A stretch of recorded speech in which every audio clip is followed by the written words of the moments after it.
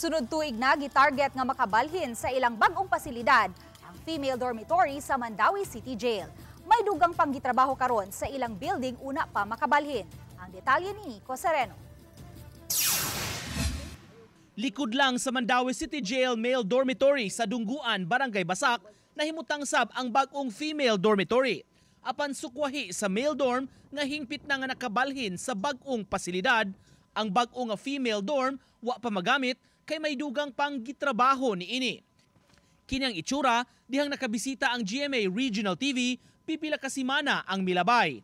Nasayran gikan silang warden, gitrabaho pa karon ang ilang umaabot nga administration building, maungwa pa sila mubalhin.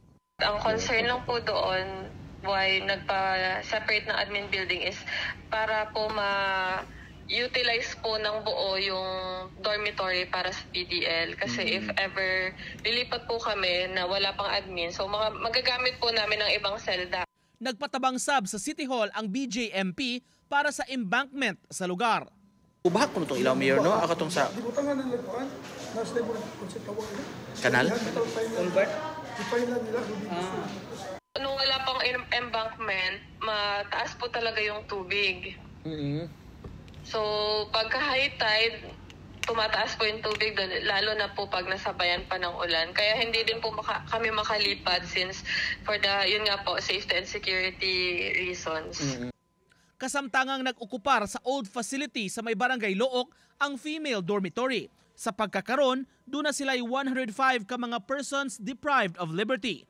Samtang gipasalig sa dakbayan ang pagsuporta sa hangyo sa BJMP para sa female dorm.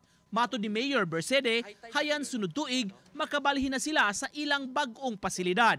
Sanglit ang old facility, gitinguhang trabaho na usab para sa campus sa Mandawi City College. Nico Sereno,